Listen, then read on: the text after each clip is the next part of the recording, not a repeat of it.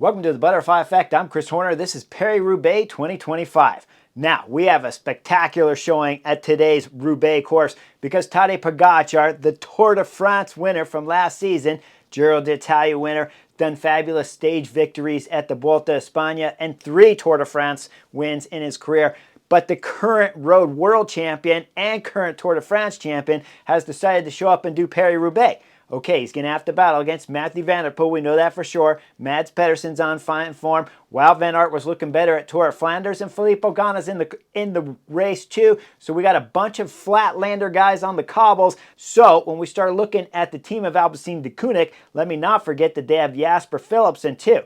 Now, he's crashed at earlier races here in the season, and he's had a little rough run up here to Paris-Roubaix, but he has podium here multiple times, so Jasper Philipsen cannot be a big surprise, and he rides for Alpecin de Koenig, which is the teammate of Mathieu Vanderpool. So when the racing starts, it's curb to curb right away, then we start seeing some action from UNO-X.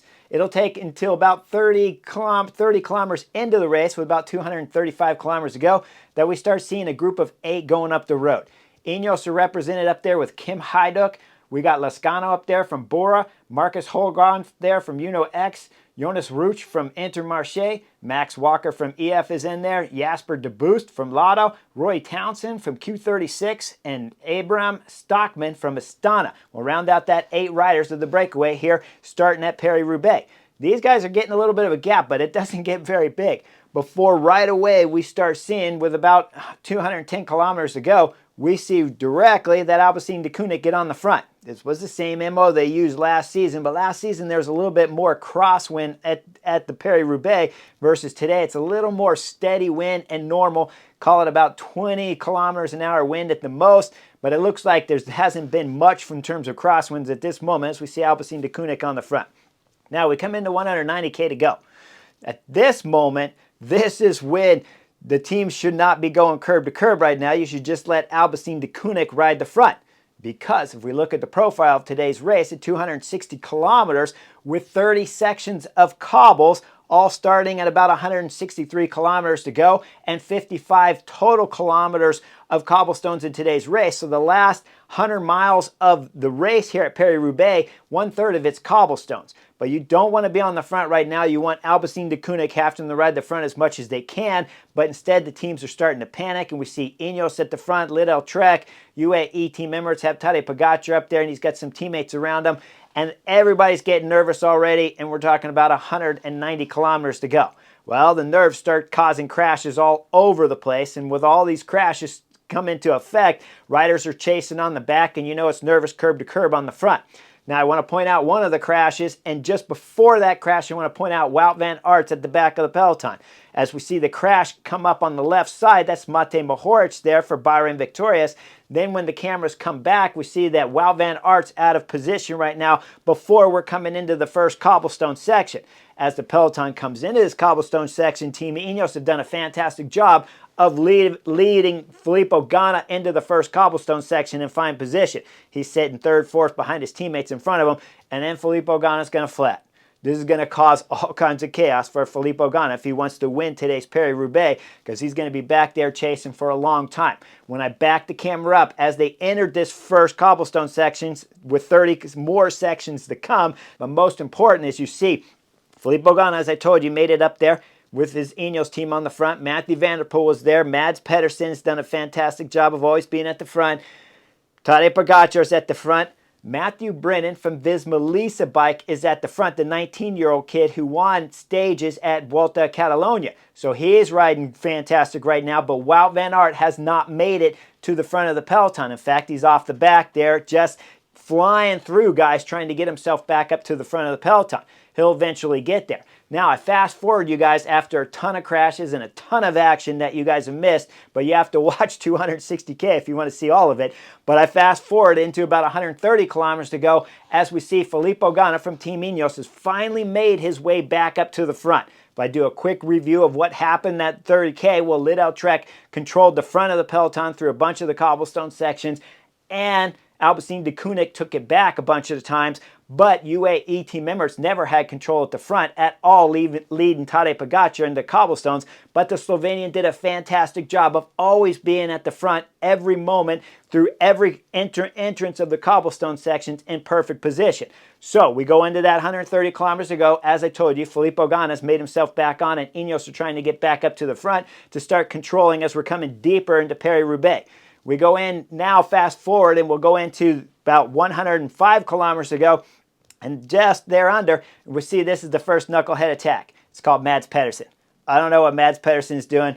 Yeah, actually I do know what he's doing. He's trying to preempt the attack from Mathieu Vanderpool, but you cannot preempt the attack from Mathieu Vanderpool. It just doesn't work. These guys right now, Mathieu Vanderpool and Tadej Pogačar, our first page riders, they love to light things up. Wout van Aert's been out of position throughout the whole time right now, as we still haven't even entered the Forest of Ironburg yet.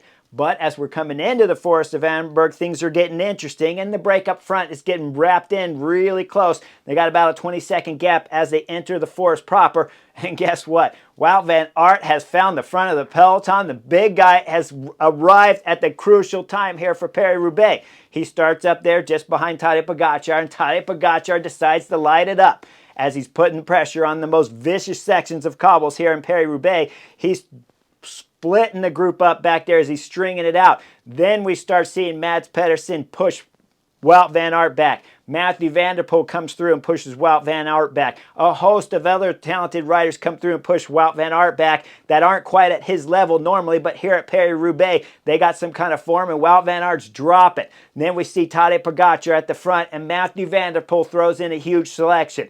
As he starts pushing up the left side over the top of Tadej Pogačar, he's stringing it out here on the Forest of Ironburg, and he's causing a split in the back, and it's Wout van Aert that's off the back of about 9 riders in front. But Matthew Brennan from Visma-Lease, like the 19-year-old kid, is latched on. He's holding the last position there, but Wout van Aert's in the wind back there. So Matthew Brennan, should you drop back for Wout van Aert? Well, you got some speed too, so you have to make the call yourself. But at this moment, if Wout van Aert, with his legendary career so far, if he says you got to come back, you got to come back. If he says you don't, well, you're in a good position. Stay there and hold on for dear life, because Mathieu Vanderpool's throwing in an acceleration at the front.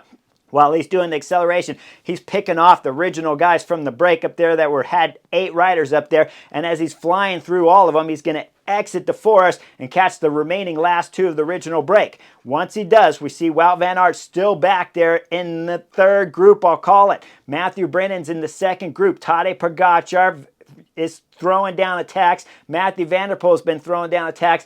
And then we see Matthew Brennan from Visma-Lease Bike, his group of 6, come up to that group of 10 with Tadej Pogačar and Mathieu Vanderpool. Jasper Philipsen's now going to be back in the picture. And if I back the camera up, Jasper Philipsen had a crash early in the race before we got on the first cobblestone sections too. Let me not forget that. So he's done a good job of being up here at the front, and we'll call it about 16, 20 riders up here. But look at Wout van Aert. He can't quite close the gap up there as more attacks continue after other attacks, and that keeps the big guy from Visma-Lease Bike off the back. But he's got some help back there with Stefan Kuhn in this group, and they're trying to work together to get back up to this front selection. But Tadej Pogačar wants none of it. Mathieu Vanderpool wants none of it, as these guys are throwing in vicious attacks all over the place. Then we get a selection of 5 riders at the front. It's Tadej Pogačar, Mathieu Vanderpool there, Jasper Philipsen, his teammates there. Bissinger has made the split, and Mads Pedersen has made the split. Next thing you know is we see the arm go up there from Tadej Pogačar. He's calling the car, but it's the motorcycle that's coming up next to him from Shimano. So Tadej Pogačar has to go up and do a few more rotations because the peloton's blown up in pieces. Who knows where the UAE team member's car is right at this moment. It'll take a little bit longer, a few kilometers, before Tadej Pogačar raises his hands again and the UAE team member's car shows up. As they're showing up, we're coming into about 85 to 83 kilometers to go, and UAE team members' car's there with a bottle hanging out the window. Tadej Pogačar goes over and grabs it. This is a special bottle, not a water bottle. As he grabs the bottle, this is something that got a mixture of either some ketones or some kind of high sugars or something to help him out at this moment. So he grabs the bottle, and then as the car comes up next to him, I think it's shoes. His back shoe there's rubbing the back passenger side tire there of the car, because you can hear some kind of noise coming through the TV screen, and you're worried about Tadej Pogačar going down, and so is the Slovenian, as it was a very close call. Then the Slovenian, of course, keeps it upright, comes back up to the car, and they're holding out a water bottle there, but he doesn't need that, so he rides back up to the front there. As he's at the front, he starts working through again with the front guys there of 5 total. And then we start coming into 71 kilometers to go. And Tadej Pogačar throws in an acceleration. With this attack, he's flying up the road. Mads Pedersen's trying to close the gap up to Tadej Pogačar. This is a knucklehead move right here from Mads Pedersen. You want Tadej Pogačar to go up the road, and then you want Matthew Vanderpool and Jasper Philipsen to close the gap up to Tadej Pogačar. But instead, it's Mads Pedersen trying to close the gap as he comes in to close to the back wheel of Tadej Pogačar into this left turn. He's going to hit a pothole, Mads Pedersen that is, and then he's going to flat out of this group. Once he flats out of the group, Matthew Vanderpool is going to close up the gap, but we still got Bissinger and Jasper Philipsen off the back. Bissinger's trying to close it, and then Bissinger is going to start to blow, so Jasper Philipsen has to do a big acceleration, but Matthew Vanderpool is sitting on the back wheel of Tadej Pogačar. So, of course, after only about a kilometer of work, back there, Philipsen has to close the gap. Finally, they put 3 riders at the front. That means Matthew Vanderpool, Tadej Pogačar, and of course, Jasper Philipsen's up there. Bissinger is going to drop back, and he's going to get caught and wrapped up by that Stefan Kuhn, Wout van Aert, and Mads Pedersen group back there that's all getting angry and fighting with each other on how they're going to try to bring back these 3 riders at the front. With that in mind, the 3 riders are still throwing down. Now we're coming into about 48 kilometers to go, and Matthew Vanderpool throws in attack. Jasper Philipsen's dangling off the back right now. This is a knucklehead move. There is no reason to attack when you have Jasper Philipsen, who I believe is the #1 sprinter in the world, and in this front group. So your teammate does not need to be attacking, sending Jasper Philipsen out the back. Make Tadej Pogačar do it. Instead, Tadej Pogačar closes the gap on the back wheel of Matthew Vanderpool as Jasper Philipsen struggling to close the gap. Tadej Pogačar throws in another big acceleration, and this is going to pop Jasper Philipsen. Now, Matthew Vanderpool's in a predicament that he caused himself at this moment with under 48 kilometers to go. We look at Matthew Vanderpool sitting on the back wheel of the Slovenian Tadej Pogačar, #1 ranked rider in the world. Matthew Vanderpool, in my books, is #5 ranked rider in the world. But we're at Paris-Roubaix, not the Tour de France, so the big favorite has to be Matthew Vanderpool as he's getting a free ride from Tadej Pogačar. Once they realize Jasper Philipsen's not coming back, well, that's when we see Matthew Vanderpool start doing some work on the front. Once he starts doing some work on the front, these 2 riders are putting some magic to the pedal right now, and all of the group behind starting to lose more and more time as Jasper Philipsen stuck in nowhere land. The 2 riders in front now are working well together, and we're coming into the next section of cobblestones with 9 sections to go. Tadej Pogačar's at the front. He's throwing down massive power on the pedal, doing 60 kilometers an hour. Then it'll drop to 58. Then it'll drop to 53. Then it'll come into 48 kilometers an hour as it's a right turn coming up. Look at Tadej Pogačar's position as he's on the crown of the cobblestones. You cannot start from the left side because there's a crown. If you started from the left, you have to go up and over the bump. You'd lose the tires. But remember, he's still doing 48 kilometers an hour right now. So as he starts this right turn, he realizes he's coming in too fast. So does Matthew Vanderpool. Albacin de Koenig as Tadej Pogačar's leading through it. He goes through the mud, out on the grass, and his leg clicks out of the pedal. Then Matthew Vanderpool comes in. He's on the grass too. But just as Tadej Pogačar's got it almost under control, his front wheel drops into a hole as Matthew Vanderpool is cutting on the right side, inside there of Tadej Pogačar on the grass. He keeps the bike upright, but as he's starting to go, look at Tadej Pogačar. The front wheel drops into the hole, and then he flips the bike over him, lands almost on his butt, gets up quickly, but puts his leg between the frame. The Slovenian's in a hurry right now. He's not thinking clearly. Goes to grab his bike, but his leg is between the frame, so he realizes he can't pick the bike up because his leg's in the middle of the frame. So Tadej Pogačar gets his legs off, picks the bike up, but Matthew Vanderpool's going up the road right now as Tadej Pogačar is picking his bike up, putting it on the cobblestones. It's mass chaos. Fans are running all over the road right now, and the Slovenians realize that he's got to get his chain on. Back the film up to when he actually picked his bike up. You can see the chain's completely off the chain ring there. So he's bent over his bike trying to get his chain on as all the fans and spectators are hoarding around the Slovenian trying to help him out, but really not doing any good. Then UAE team member's car shows up behind and the mechanic jumps in there as Tadej Pogačar gets going again. Look how the cars are blocked behind Tadej Pogačar there. Remember, the gap back to the chasers was at about 1:35 seconds, so they could be coming around the turn at any point in time. Who knows at this point in time exactly where Jasper Philipsen is. But as we start looking at Mathieu van der Poel, when he's going up the road, he's got about a 20-second gap right now. He's looking over his shoulder and he's wondering what to do. Well, at this point in time, Tadej Pogačar finally gets going with his mechanic giving him a big push. He starts off and going full gas, and he's got about 20 seconds to make up on Mathieu van der Poel. I'm texting my home skillets right at this point in time that I don't know if you want to go pull for pull with Tadej Pogačar, and that's exactly what Mathieu van der Poel is doing right now with the Slovenian. Can he out-battle the Slovenian right now for 40 kilometers? Well, he's got a 19-second gap, and then the Slovenian starts bringing it down to 17, starts bringing it down to 14, brings it down to 12 seconds, but it bumps back up. Then Tadej Pogačar struggling to bring it back down. Then it bumps back up to 20 seconds as Mathieu van der Poel's going full gas on the pedals, trying to break the spirit of Tadej Pogačar. Well, the Slovenian's still throwing everything into it, and you know both these riders are going fast because they're holding off the big group back there, Wout van Aert, and adding time on those guys. But Tadej Pogačar cannot bring it under 15-20 seconds to Mathieu van der Poel. We go into 31 kilometers to go. Mathieu van der Poel, as he's coming through the cobblestones, a fan tosses a bottle into the face of Mathieu van der Poel. You see his head shake to the left side there. Then you see the yellow and white bottle drop out underneath as Mathieu van der Poel just got hit with what he'll call later at least a half, if not a completely full bottle, and the guy was doing 40-45 an hour, so you know that hurt. But Mathieu van der Poel is trying to break the spirits of Tadej Pogačar, and he's trying to win 3 Paris-Roubaix in a row here in 2025. So we see the Netherlands riders there from Albacete to Koenig throwing last big effort, and then finally Tadej Pogačar starts to crack, and the time starts going out to about 30 seconds. Just at this moment, Jasper Philipsen's definitely getting wrapped up back there from the Wout van Aert group and struggling back there to stay with that as attacks after attacks are happening back there.